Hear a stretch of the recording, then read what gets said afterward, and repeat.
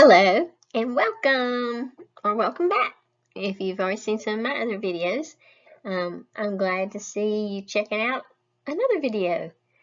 My name is Gina Green and I am a K through 2 MOI teacher, moderately intellectually disabled. I teach an adaptive curriculum classroom, and so although we do teach same standards that our general ed teachers teach, we adapt our curriculum to fit our students' needs. So we do different things in our classroom to meet our students' needs.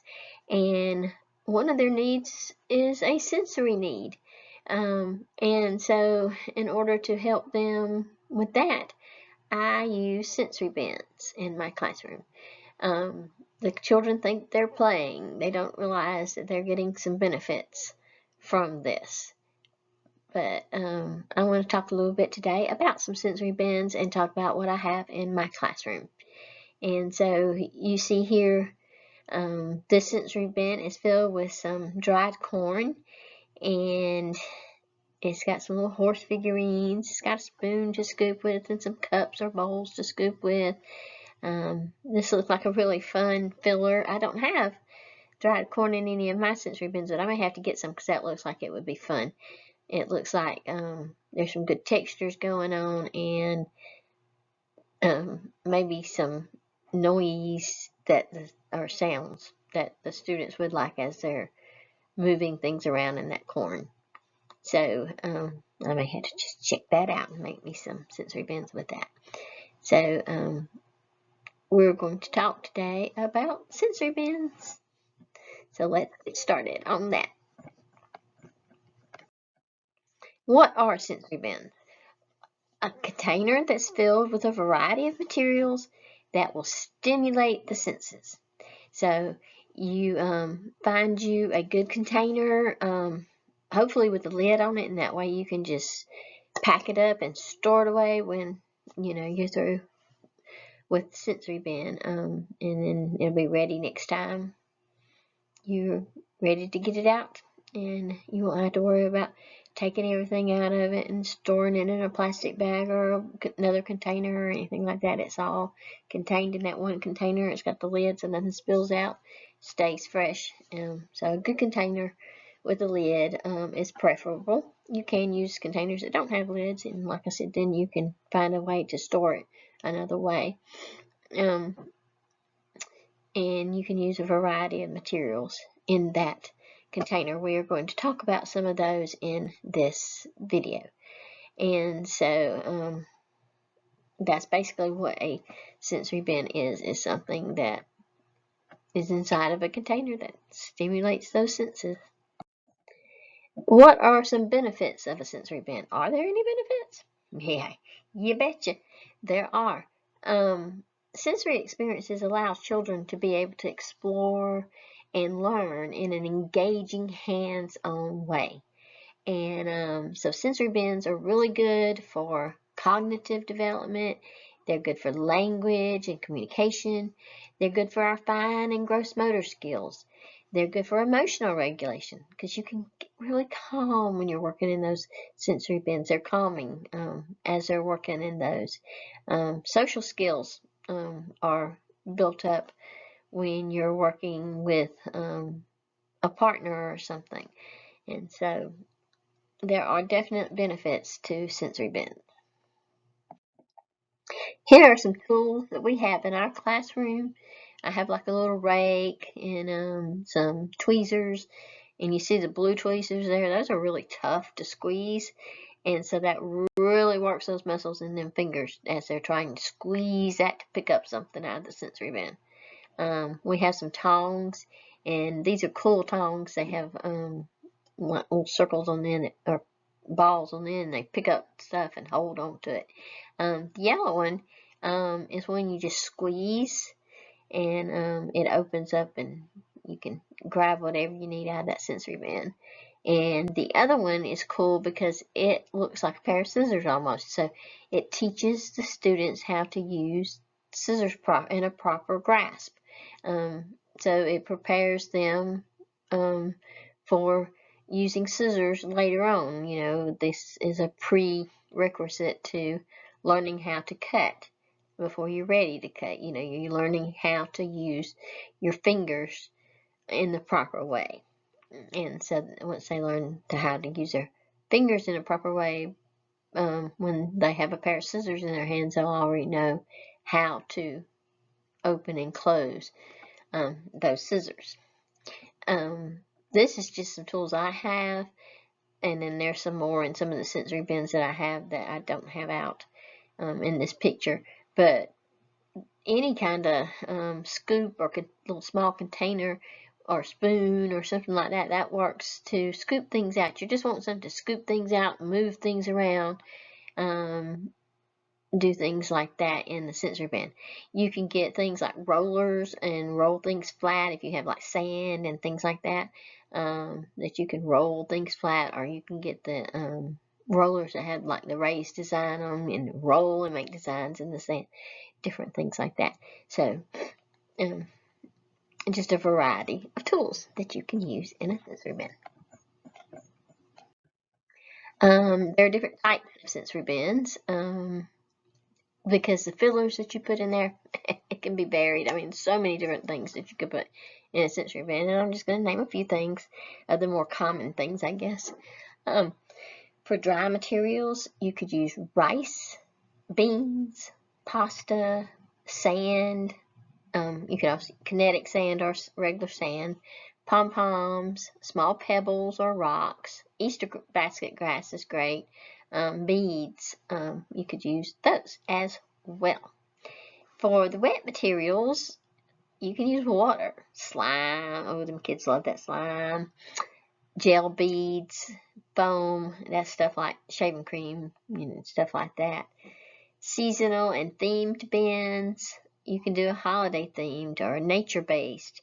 You can use a theme that talks about letters, so they have letter recognition, number recognition. You can use things about shapes and colors, animals, just such a variety of things that you can use. Texture based. You can have a sensory bin that has soft versus rough in it, or you can have something with warm versus cold, or smooth versus rough, or smooth versus bumpy.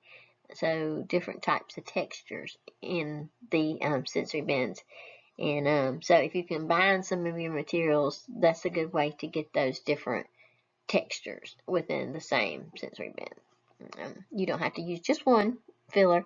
You can use, you know, different ones and mix them up. Also, when you're using the rice and the pasta, you can dye them, I think, with food coloring, and you know, gives them bright, pretty colors to work with as they're working in those sensory bins. And some of the pasta that we buy comes in some cool shapes sometimes, and so those are fun to get and make into sensory bins. And of course, pasta is all different shapes anyway, as you know, so I mean, you can use just all kinds of different shapes of pasta. So lots of fun things to put into sensory bin. Okay, creating a sensory bin. Where do we begin?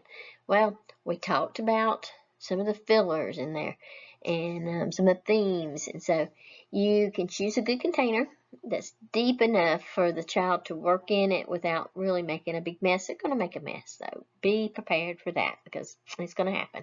But if it's kind of deep enough and big enough for them to get into, then they'll make less of a mess. And so if you find a good container like that that has a lid on it, you're good to go. You pick your filler. Are you going to do a dry filler? Are you going to do a wet material? Sometimes you have a child that prefers one or the other. So whatever meets their sensory needs, you can kind of go with that. I know some students like playing in messy stuff, so you might want to do some paint in a bucket and let them just play with it, or some shaving cream or something like that, just something to get messy. Of course, if it's paint, make sure it's a washable kind and non-toxic. So just so many things that you can do. Make sure you add tools and accessories such as scoops, small cups, tongs, spoons, small figurines. We kind of already talked about that. Let's see, incorporate learning elements in there. That's really good to do because that way they're not only playing, but they are learning at the same time.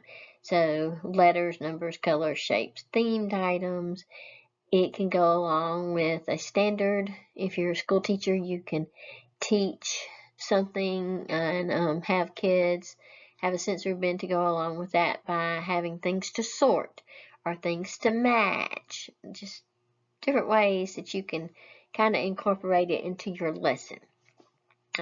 You can just take pictures of items. You don't necessarily have to have the items themselves. It's more fun if you have the items themselves, but you can also take the pictures of things and you can put them into the sensory bin for the children to find and match up and sort out and do things like that. Hey, how do you use sensory bins? Well, I've kind of just talked about that, some of the ways you can use them, but just remember that safety first.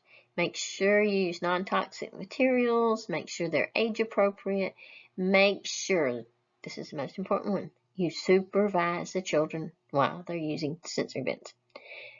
Because I know some of these sensory bins we buy and some toys we buy and everything, it says ages 3 and up because of small pieces. Well, some children above 3 still put things in their mouth, especially our special needs children. They like that sensory feel of having something in their mouth. So you've got to watch them with these. Some adults even have that need for that sensory feel to taste things. Let's see, you can incorporate guided learning activities in your sensory bins, like I talked about with the letters and the numbers, or relating it to a standard you're teaching. It can be used at home, it can be used at school.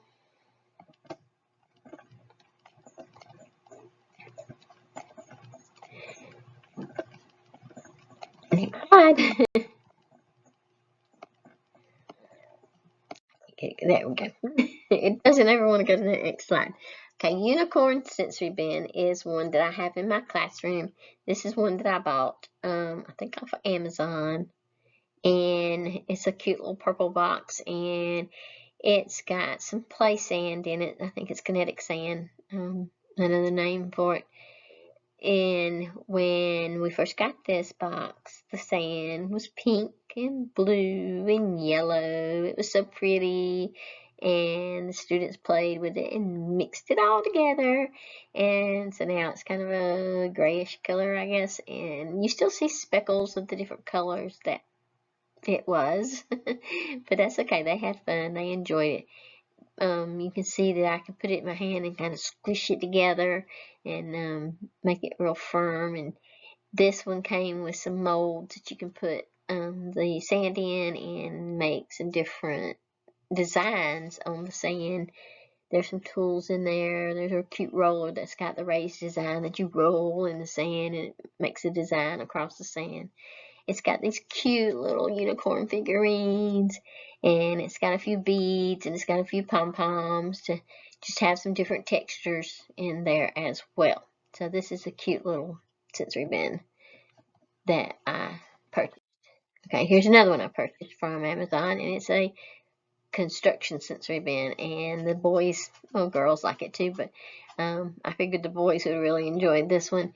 With construction cars, construction vehicles, you know, like the dump truck and the concrete cut truck, and there's like a crane looking truck, and there's these cute little cones and little signs showing men at work, and a roller to roll out the sand to make a road for their vehicles. There's rocks. So lots of fun things to do and play in this sensory bin.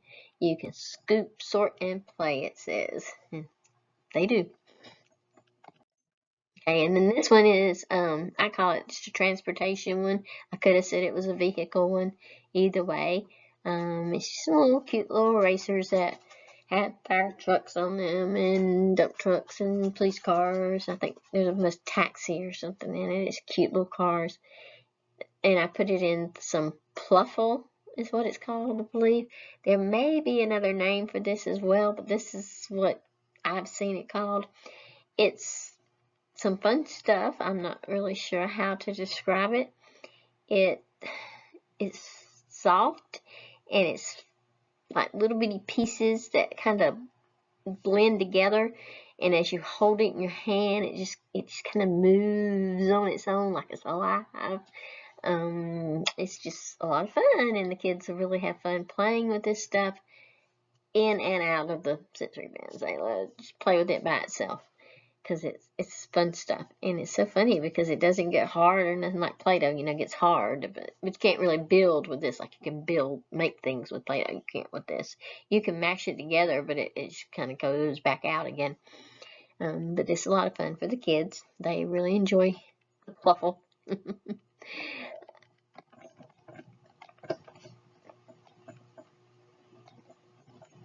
Here we go. Okay, to the next screen. There we go. This one is a Pluffle hide and seek, and this was a purchased one. And it's got the little sea creatures in it, and they're so cute. The kids really like them because they're cute little characters, but they can learn about the different sea creatures with this set. And it's got some good tools and some Pluffle in it for the kids. This one is dinosaurs, and I have two of them here that have the dinosaurs in them. I have a shoebox with a lid, and then in it it's got some little pebbles from an aquarium that you buy to put in an aquarium, and I found some little like plants or whatever that go in aquariums. I thought that'd be cute in there, and so they had the different types of dinosaurs. So they're different colors, so the kids could sort them by color, or they could bring them out and say, oh, this is a Stegosaurus, or this is a Tyrannosaurus Rex, or whatever the dinosaurs are called, if they know how to talk or whatever. Even if they don't, they know what the dinosaurs are, because they know all about dinosaurs. And we do a few lessons throughout the year. We have this little dinosaur lessons that we work on, and so when we do that, we can pull out these sensory bins, and that's a lot of fun. That's just something extra we do in the classroom, in addition to the standards we teach. I think the kids enjoy talking about dinosaurs and learning about dinosaurs, so that's just something fun I add as an extra activity for them to learn about. And then the one with the yellow, that's Pluffle with dinosaurs in it again. So different dinosaur bins. And then I have a farm animals, because we do talk about different animals and the different habitats that animals live in. So farm animals is one. It's got this cool tool that you squeeze the little blue thing on the end, and it blows air through the straw looking tube, and it kind of pushes things out of the way. And I have it filled with the little aquarium gravel and the Easter grass. And it has some tools in there. We have a horse and a cow and a pig and different farm animals that the kids can talk about and learn what's on a farm. Then we have a wild animal sensory bin, because we want to talk about where wild animals live and what type of wild animals there are, like tigers and lions and camels and zebras. And so I found a cute little tree to go in that one with some Easter grass.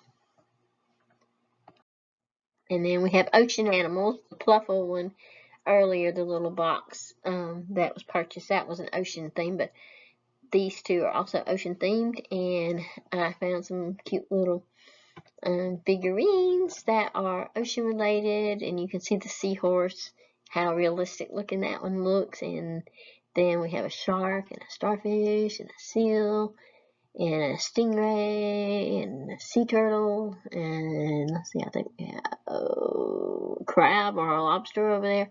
We have all kinds of little sea animals, and so we can talk about them and their habitats. And so I used some sand for it and some little blue pom-poms. And then the other one is a drier sand that I used with some little glass-like stones in it, and some more comical character of sea creatures, and those are actually erasers that have parts that come off. They can take them off and put them back together, and they have fun with that. But like I said, that is something you really have to supervise because it's got those small parts. But the kids have fun with that and learning about the different sea creatures, and we talk about the colors and that and stuff. And then I had to get one on insects because I was at Dollar Tree one day and I saw this pack of insects. And I'm like, oh, that would make a good sensory bin. And so I use Easter grass for that and the little insects. And then Halloween and fall, because I talked about earlier how you can do holiday themes. Well, I found this pasta that's Halloween theme pasta, and it's got pumpkins, it's got spiders, it's got bats, it's got owls. It's so cute, and they're different colors. And then I found the different color spider rings that they have fun with. They like those, and they can find them and count them and say there are this many green ones, there are this many purple ones, there are this many black ones, there's this many orange ones. Or they can sort them by color. They can find them hidden under the pasta. And so they have a lot of fun with that sensory bin looking for those spiders in there. Okay, we also have a fall sensory bin, which has got some kind of twisty corkscrew-like pasta. And it's like yellow and orange. It's also got these little, they're like beads, but they don't have holes in them. I guess they're just kind of like little bitty tiny decorations or art supplies, something. They're plastic, but they look like glass. And there's apples, there's acorns, there's pumpkins, there's leaves. So they're all buried in there. And then I had these big foam leaves that I put in there. So they have different textures in this. And they have the rough with the pasta. They have the smooth with the little bead-like things. And then they have the soft with the felt leaves. And so this is a fun texture sensory bin for fall to talk about things that are in the fall season. And I had to have a winter one because I saw this snow-looking cotton type thing that I put in there, and then some white pom-poms for snowballs. And then I found these cute little Arctic animals. There's penguins, there's polar bears. I think there's a sea lion in there or something, but there's different ones. And so we can talk, like I said, when we're talking about animal habitats, we can talk about cold weather animals, right? Those that live in the Arctic and stuff, and some of them that live in the Antarctic. So that's a good thing to talk about habitats with and weather. Okay, and then also I do sensory bins with letters. I have one, and I have it just filled with different types of beans. And in those beans, I put in items for whatever letter we're talking about. So I have this bag, and it's filled with little Ziploc bags, and each Ziploc bag has a different letter. And in those bags are items that start with that letter. And so I'll put that in the sensory bin, hide them under them beans. And then I made some cards with the pictures of the items. And so we lay that beside the sensory bin, and they go exploring, and they find these items that start with the letter, and they pull them out, and they match them up to the cards. And so I sit and talk to them about that letter. Like, for example, if we're talking about the letter B, we might discuss what the sound is. B, b, b. And I try to get them to say it. B, b, b, B. And so they'll search for the items, and they'll find something, and I'll say, oh, look, you found a bride. That starts with the letter B. And so they find the picture of the bride, and they put the picture on there. Then badge. You found a badge, and you put it on the badge. And so all these things are things that start with the letter B. And they do that. And then I have like all the letters. Now X, we had a little trouble with X. I do have the letter X in there, and I have a picture of, I think, a xylophone in there. So I need a picture of X-ray to put in there as well. That was kind of a difficult one. There's not that many things that start with the letter X. So, but still, we can certainly play with it and put lots of different size X's in there of letters and stuff that we have. And so that makes learning fun. And like I said, they're not only learning these things, but they're getting their sensory needs met. They're also getting their fine motor skills built up. And I mean, just so many things, so many benefits from sensory bins.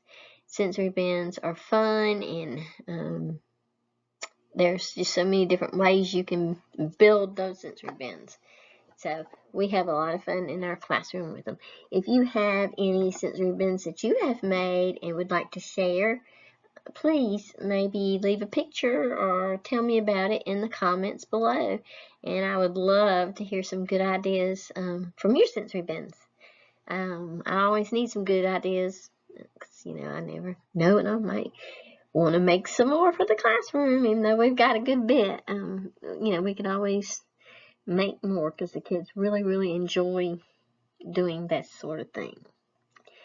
Alrighty, I am so glad to see you here, and I do hope you learned a little bit today and enjoyed watching the video, and I hope that you will look up some of my other videos and go see what I have to talk about in those, and then that you will learn something. I am here to support my parents as well as my students, and so I want y'all to be able to have informative things too. So I will see y'all in the next video.